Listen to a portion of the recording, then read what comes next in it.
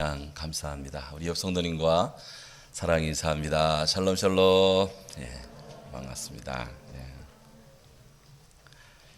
산행을 하던 두 사람이 다람쥐 한 마리를 번개같이 낚아채는 독수리를 보았습니다.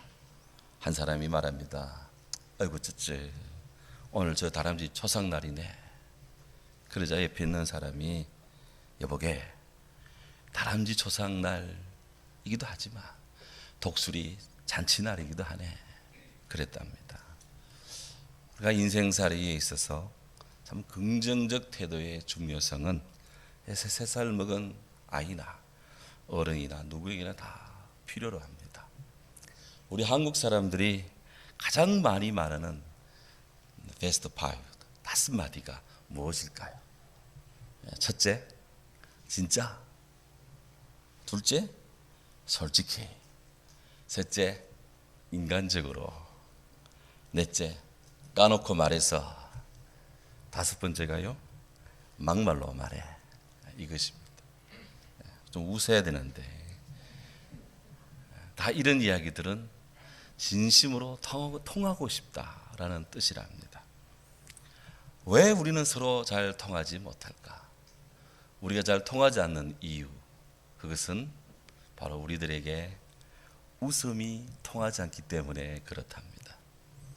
만약 서로가 웃음이 통하고 미소가 통한다면 얼마든지 서로는 즐겁게 모든 일에 막힘이 없이 서로 통할 수가 있다는 거예요. 그래서 어떤 분은 웃음은, 미소는 세상을 통하게 하는 힘이다 그랬습니다. 바로 이 귀한 날들에 바로 이 미소로서, 웃음으로써 서로가 서로에게 통하면 좋겠습니다.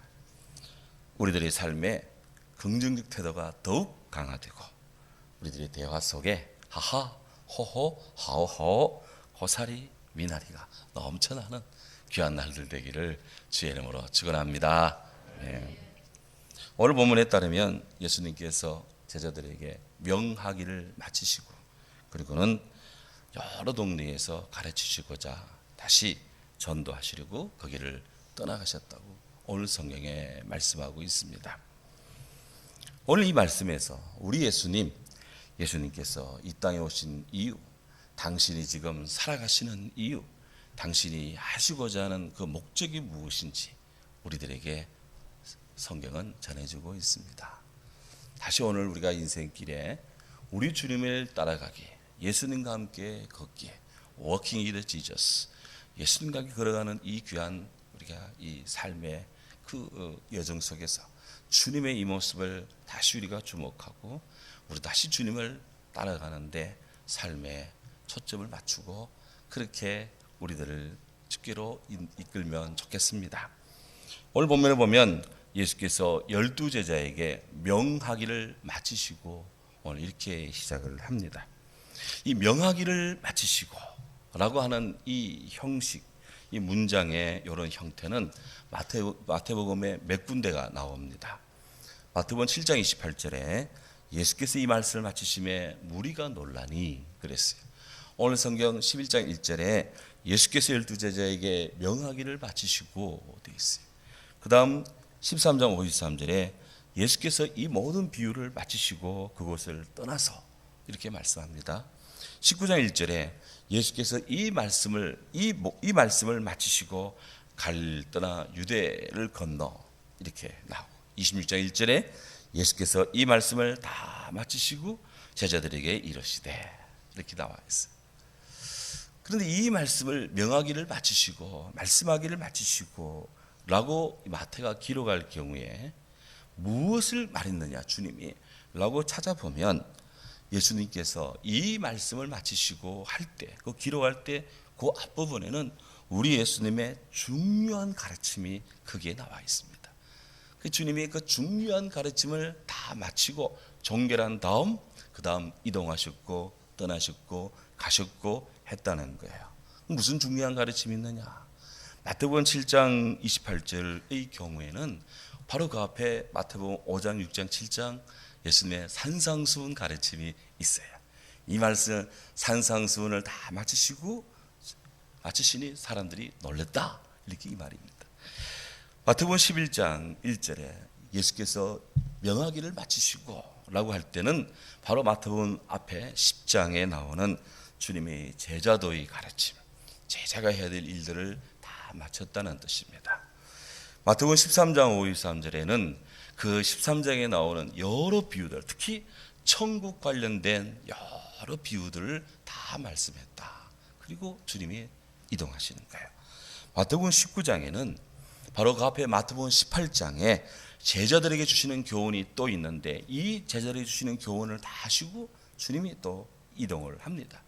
그리고 마태복음 26장 1절에 이 말씀을 다 마치심에 하는데 바로 여기에는 바로 그 앞에 있는 마태복음 24장 25장에 계속 말씀하셨던 소위 세상의 종말 때 일어난 종말의 날에 대한 교훈, 그 말씀을 다 하시고 주님이 움직이시는 거예요. 우리 예수님은 인류의 죄를 대속하기 위해서, 저와 여러분을 구원하시기 위해서 당신의 몸을 내어주시려 이 땅에 오셨습니다. 오셔서 33년 동안 지상생활을 다 하십니다. 이 당신의 33년의 생활, 특히 3년 동안의 이 공생에 제자를 부르시고 그들과 함께 갈릴리, 예루살렘 곳곳을 다니며 복음을 전하시는 이 일을 통해서 믿음, 소망, 사랑의, 진리의, 그리고 생명의 우리 예수님 천국의 진리를 곳곳에 전가하시고 당신의 몸으로, 당신의 삶으로, 당신의 인생길로 온 세계인들에게 빛이 되고 소금이 되고 그렇게 모델이 되어 주셨습니다. 바로 이것은 바로 오늘 주님이 제자들에게 말씀하고 또 명하신 것처럼 오늘 성경을 통해 오늘 이 시대에 우리들, 이 땅에 있는 모든 세계 크리스찬들에게 바로 우리들도 주님의 이 가르침을 배우고 사랑하고 몸으로 체득하고 본받고 행하라고 하는 주님의 명령이 여기에 들어와 있습니다. 마태복음 10장에서 주님은 제자들에게 가르침을 주셨어요. 그런데 오늘 11장 1절에 보면 마태는 예수님이 제자들에게 준 그 가르침을 명령으로 받아들입니다. 예수께서 이것을 명하기를 마치시매, 명하다는 말은 명령하기를 마치시매라는 말입니다. 주님의 가르침은 우리들에게 권고사항을 넘어, 우리들에게 일반적 가르침을 넘어 바로 명령으로 주어져 있음을 믿으시기 바랍니다. 우린 주님의 명령 앞에 서는 거예요. 그래서 사도 바울은 말합니다. 내가 복음을 전할지라도 자랑할 것이 없으면 부득불할 일입니다. 내가 복음을 전하지 않으면 내게 화가 있을 것이다. 주님은 이 복음을 전하라 명령하시고 주의 복음의 역분으로 부름받은 바울은 때를 어떤지 못 어떤지 그에게 유익하든지 그렇지 않든지 그의 몸이 편하든 고통스럽든 관계없이 부득불 어쩔 수 없이 이 복음을 전한다. 왜? 주님의 명령이니까. 이렇게 지금 고백을 하고 있습니다. 그렇습니다. 예수님의 가르침, 그 말씀에 순종하고 그 말씀에 따라서 우리가 복음을 전하는 것은 주의 제자된 자들이 부득불할 일, 반드시 해야 될 일, 사명이고 의무이며 책무라고 하는 것입니다. 주님은 무엇을 말씀했습니까? 무엇을 명령했습니까? 무엇을 가르쳤습니까? 주님의 가르침은 명령입니다. 주님이 마태복음 11장에 이르도록 무엇을 가르쳤습니까? 요약하면 예수님 마태복음 4장 17절에서 회개하라 천국이 가까웠느니라 회개를 명하십니다. 주님 말합니다. 복 있는 사람이 되라. 마태복음 5장에서 복 있는 사람이 되라 말합니다. 너희 빛이 사람 앞에 비치게 하여 저희로 너희 착한 행실을 보고 하늘에 계신 너희 아버지께 영광을 돌리게 하라. 믿습니까? 주님 말씀합니다. 분노하지 말라 명령입니다. 간음하지 말라 명령입니다. 맹세하지 말라 명령입니다. 아멘 하십시오. 원수를 사랑하라 명령입니다. 후제를 은밀하게 하라 명령입니다. 기도하라 명령입니다. 좁은 문으로 들어가라. 좁은 문으로 들어가라.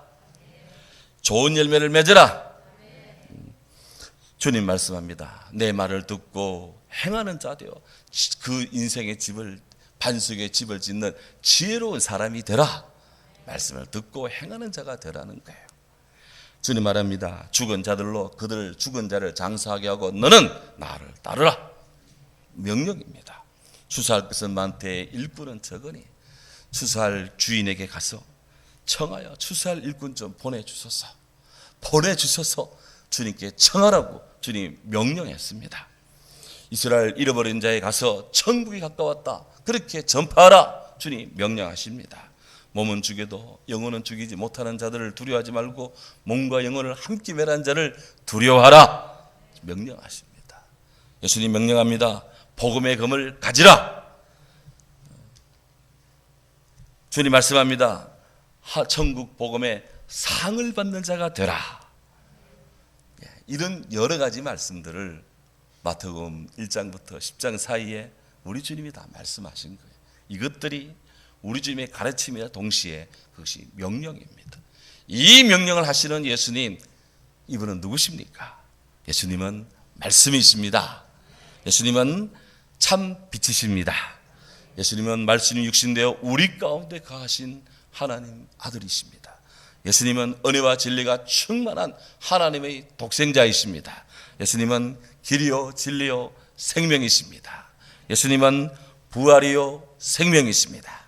예수님은 누구든 저를 믿으면 멸망치 않고 영생을 얻게 하시는 우리 주님이십니다. 우리 예수님이 주신 십자가와 이 부활은 우리 주님의 복음이고 동시에 생명을 살리는 하나님의 명령입니다. 그래서 주님 마르다 마리아에게 말합니다. 나는 부활이요 생명이니 나를 믿는 자는 죽어도 살겠고 무릇 살아서 나를 믿는 자는 영원히 죽지 아니하니니 이것을 내가 믿느냐? 주님 묻습니다. 믿으라는 뜻입니다. 네, 교회 역사 속에서 교회와 믿음의 성도들은 신명을 바쳐서 온몸과 마음과 최선을 다해서 예수님의 이 명령을 받들어 왔습니다. AD 100년경, 지금부터 한 1900년 전에 시리아의 어느 그리스도인, 무명의 그리스도인이 바로 이 예수님의 가르침을 받은 12사도, 그들로부터 전해 들은 그 주님의 가르침, 그리고 그 가르침 안에서 성도들이 해야 할 바를 이렇게 잘 묶어서 12사도의 가르침, 또 다른 말로는 디다케라는 책을 이렇게 내었어요. 그런데 이게 1873년도까지는 역사 속에 묻혀 있었습니다. 그러다가 1873년 콘스탄노플 성묘수도원에서 이 책이 발견이 되었습니다. 이 책은 1세기 그리스도인들이 예수님 오시고 한 7, 80년 뒤에 그리스도인들이 사도들을 통해서, 사도들의 제자를 통해서 전해들은 말씀을 차곡차곡 그렇게 요약해서 핵심사항을 기록해 둔 책이에요. 그래서 이 12사도의 가르침이라는 책을 보면 우리 주님이 무엇을 요구하셨고 초대교회 그리스도인들이 어떻게 신앙적 삶을 하나님 앞에 살았는지를 엿볼 수 있는 아주 중요한 책입니다. 저도 최근에 논문을 내렸을 때 12사도의 가르침 책을 몇 번 이렇게 인용을 하고 있습니다. 굉장히 중요한 좋은 귀한 책인데요. 이 12사도의 가르침은 이렇게 시작을 합니다. 첫 줄이 두 가지 길이 있다. 하나는 생명의 길이고 다른 하나는 죽음의 길인데 이 양자의 길의 차이가 크다. 그래서 이게 첫 줄이에요. 그러면서 말합니다. 생명의 길은 이렇다. 첫째는 당신을 만드신 하나님을 사랑하고, 둘째로 당신 이웃을 당신 자신처럼 사랑하시오. 그리고 또 무슨 일을 하든지 당신에게 닥치기를 원하지 않는 일이거든 당신도 남에게 시키지 마시오. 이제 이게 생명의 길에 관한 가르침이에요. 그러면서 죽음에 이르는 길이 있다. 죽음에 이르는 길. 이 죽음에 이르는 길은 악하고 저주로 가득 차 있다. 살인, 간음, 정욕, 음행, 도둑질, 우상숭배, 마술, 요술, 강탈, 위증, 위선, 표리부동, 교활, 오만, 도둑질, 우상숭배, 또 교활, 오만, 악행, 거만, 욕심, 음담, 패설, 질투, 불산, 교만, 자만 두려워하지 않습니다. 더불어서 거짓을 사랑하는 자들, 선을 위해서가 아니라 악을 행하기 위해서 밤샘하는 자들, 그저 돈만 보고 쫓아다니는 사람들, 가난한 일을 불쌍히 여기지 않는 사람들, 짓누르는 일을 위해서 애쓰지 않는 사람들, 자신들을 만드신 분을 몰라보는 자들, 하나님 몰라보는 자들, 부자들을 옹호하는 자들, 빈자들을 불법으로 심판하는 자들, 온통 죄악에 물든 자들, 아들들아, 이 모든 자들을 멀리하여라. 이들을 가까이 하면 그거는 사망에 이르는 길이라. 아들들아, 이 모든 자들을 멀리해라. 이게 12사도의 가르침에 나오는 생명의 길, 죽음의 길의 본질적인 모습들입니다.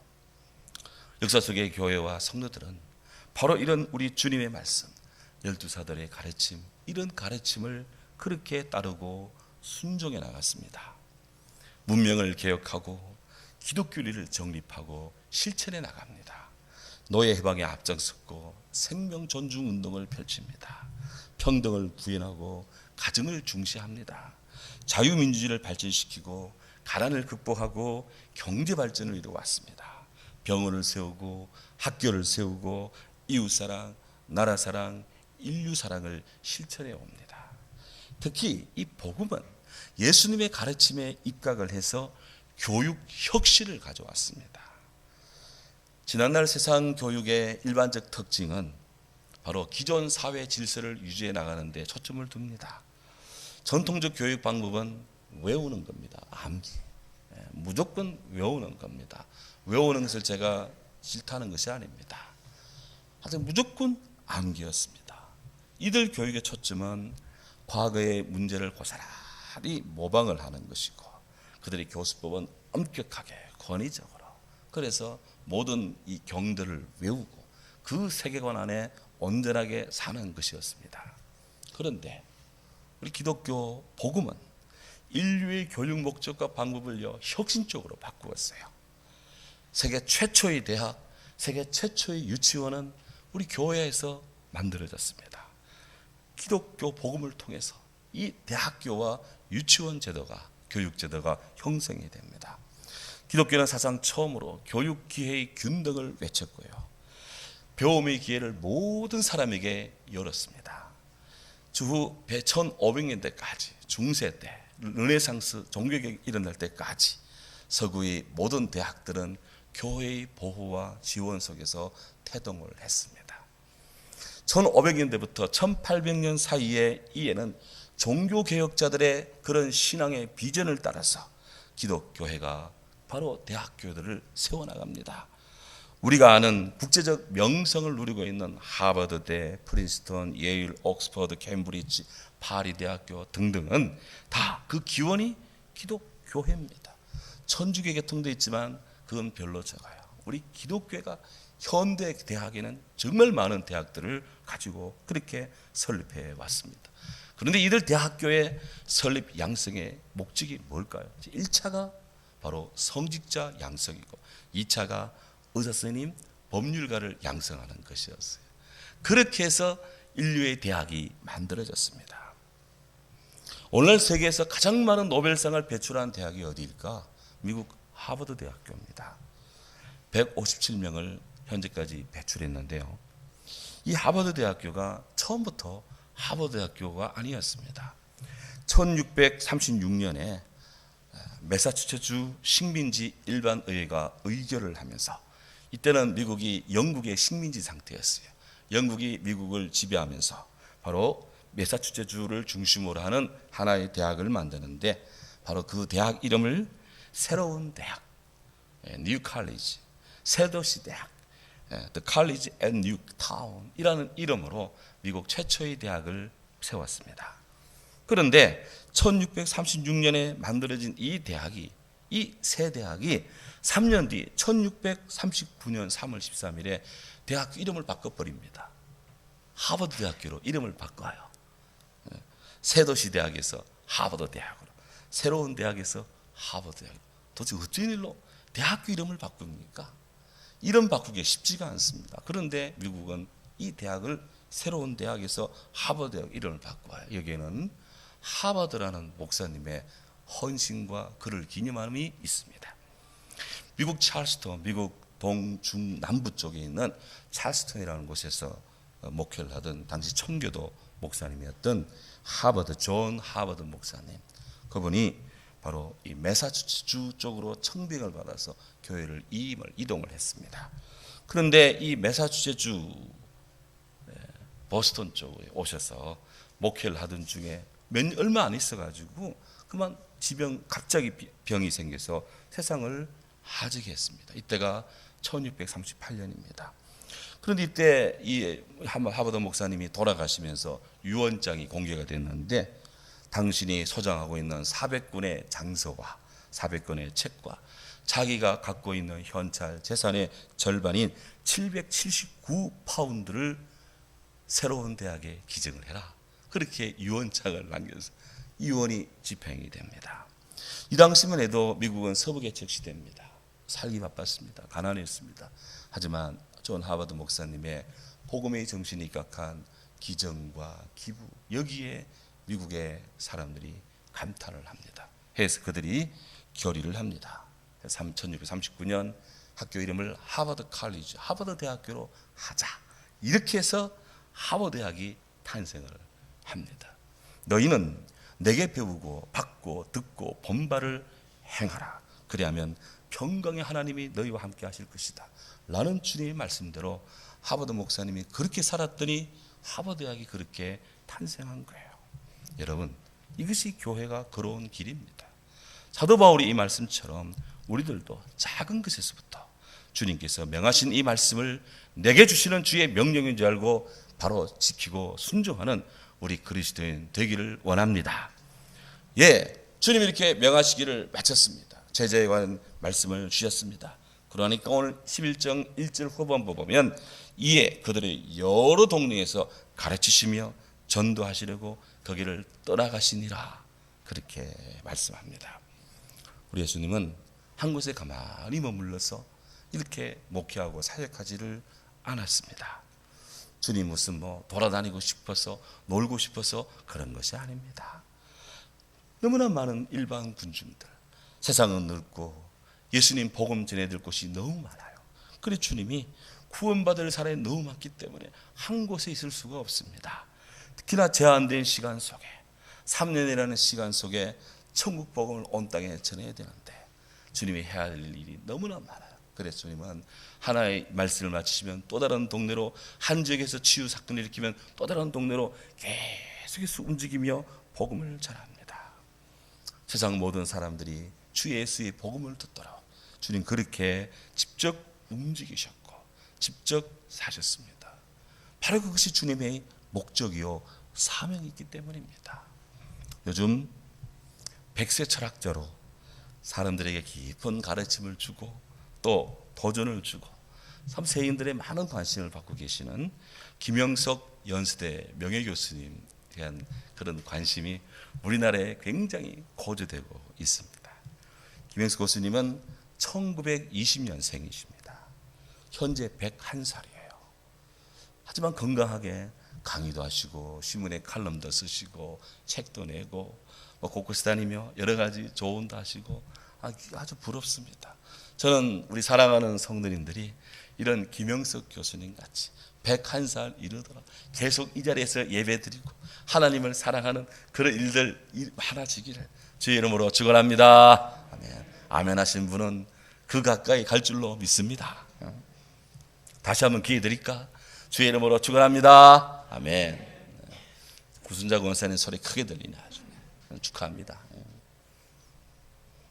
이 김영석 교수에 따르면 사람이 살다 보면 바빠서 인생에서 정말 중요한 것들을 놓치고 잊어먹고 그냥 그렇게 살아갈 때가 많다는 거예요. 아무리 바빠도 인생에 정말 중요한 네 가지, 이 네 가지를 정말 근원적으로 잘 가지고 간직하며 그렇게 체크하며 살자, 그렇게 역설을 하세요. 그 네 가지가 무엇일까요? 첫째가 건강, 두 번째가 시간, 세 번째가 사랑, 네 번째가 인생의 목적입니다. 아무리 바빠도 건강을 챙겨라. 아무리 바빠도 우리 삶에 있어서 건강은 늘 1순위가 되어야 된다. 왜? 건강해야 모든 일을 할 수 있기 때문에 그렇습니다. 사람들이 다 그렇습니다. 건강을 잃고 나서야 건강할 때가 얼마나 이 귀한 것인지. 몸이 아파서 병원에 입원하면 이 주일날 교회 나와 예배하는 것이 얼마나 그리운지 입원해 봐야 아는 거예요. 왜 입원합니까? 몸이 아프니까 입원하는 거지. 건강치 못하면 입원해야 되는 거예요. 네. 평상시 운동을 하지 않다가 몸이 상하면 운동을 해야 될 걸 하는 것을 느낍니다. 좋지 않은 음식 시큼 먹다가 살쪘다고 불평하는 경우가 참 많습니다. 정신적인 문제가 생겨난 다음에서야 평상시 스트레스 관리를 하지 않았구나. 그렇게 하면서 평상시 이 정서 관리가 얼마나 중요한지 그때서야 아는 것입니다. 우리가 건강해야 사랑하는 친구, 남편, 아내, 자녀들과 행복하게 지낼 수 있습니다. 건강할 때 건강을 챙겨야 될 이유다. 그래서 우리 김 교수님은 삶의 순위에 건강을 두라 이렇게 권고를 해요. 육적인 건강, 영적인 건강, 정신적 건강 다 우리가 유지해야 됩니다. 두 번째, 시간은 정말 중요하다. 누구나 다 24시간을 삽니다. 미국 사람들도 24시간, 호주도 24시간, 우리도 24시간입니다. 우리는 늘 쫓기며 시간에 쫓기며 불평합니다. 시간이 없다고. 왜? 근데 다 똑같이 24시간을 살아요. 이 24시간 안에 동의할 건 동의하고 거절할 건 거절하며 그렇게 우리가 살피고 또 힘쓰며 지나갑니다. 분명한 사실, 과거는 되돌릴 수가 없습니다. 하지만 미래는 전망을 하며 때로는 취사 선택도 가능합니다. 삶에서 가장 중요한 것은 물질이 아닙니다. 아무리 땅의 것이 많다 해도 예수님께서 살아가는 자요, 내 목숨을 거두가면 이 땅에 쌓아둔 그 많은 것들이 누구 것 되겠느냐. 주님 그렇게 말해요. 삶의 시간이 중요합니다. 그러므로 시간 관리도 잘 해야 돼요. 하나님은 우리에게 주일, 월화수목금 토를 주셨다는 걸 기억해야 됩니다. 월화수목금 토 일이 아닙니다. 주일, 월화수목금 토입니다. 하나 앞에 딱 선 다음 이 시간을 주님께 드리고 나머지 엿새는 너를 위해 열심히 일을 하라 그랬습니다. 요즘은 주 5일입니다. 하지만 6일째도 일합니다. 교회 와보십시오. 토요일도 일합니다. 주님 앞에서 우리는 합니다. 하나님 앞에서 우리가 이 시간대를 열심히 지내야 됩니다. 세 번째, 사랑. 모든 것이 의미에는 사랑이 있습니다. 사랑하는 것이 삶에서 가장 큰 기쁨입니다. 사랑을 다 빼고 나면 우리에게 무엇이 남아있겠습니까? 모든 관계성, 가족들과 친구들, 연인들, 나라와의 관계성까지도 사랑의 관계성의 토대 속에서 의미가 있습니다. 사랑은 우리 삶에 늘 의미를 줍니다. 생에 박동을 일으킵니다. 그래서 모든 인간관계를 사랑의 관계로 설정하라. 생명에 이르는 길도 하나님을 사랑하고 이웃을 사랑하라. 이렇게 12사도 가르침에 말씀하고 있잖아요. 사랑의 관계를 가져라. 특별히 이런 특별한 시즌에는 더더욱 우리가 사랑하며 살아야 됩니다. 네 번째, 목적이 없는 삶은 운명에 빠져있는 삶과 같다. 목적 있는 삶을 살아라. 이렇게 권고합니다. 살아가면서 삶의 의미와 목적을 놓칠 때가 많습니다. 저도 하루하루 지나고 목회 설교하다 보면은 그냥 무엇을 위해 사는지도 가끔 잊어먹을 때가 있습니다. 그럴 때마다 다시 원초적인 본질로 돌아옵니다. 너는 왜 목사가 되었습니까? 어떻게 해서 이 길을 하게 되었느냐? 가장 근원적인 질문을 던집니다. 그러면서 다시 주님 앞에 목적 있는 삶을 살고자 합니다. 이 목적 있는 삶을 위해 영혼을 바칩니다. 인생을 바칩니다. 젊음을 바치고요. 한 삶을 바치는 것입니다. 그러므로 우리 성도님들도 목적 있는 삶을 살아야 돼요. 성경을 보면 하나님을 예배하고 경배하는 것이 인생의 목적이고 때를 얻든지 못 얻든지 복음을 전하는 것이 그리스도인의 목적입니다. 무엇을 기뻐하든 모든 범사에 감사와 기쁨, 기도하는 모든 것들이 우리 하나님과 연관되어 있음을 이 시간에 고백합니다. 성도의 목적을 잘 세워라. 이 목적이 이끄는 삶이 돼야 돼. The purpose driven life. 목적이 이끄는 삶을 살라. 그렇습니다. 예수님의 가르침, 구원의 도, 구원 얻은 자들이 살아갈 방법들이 우리 주님 가르침에 다 들어와 있습니다.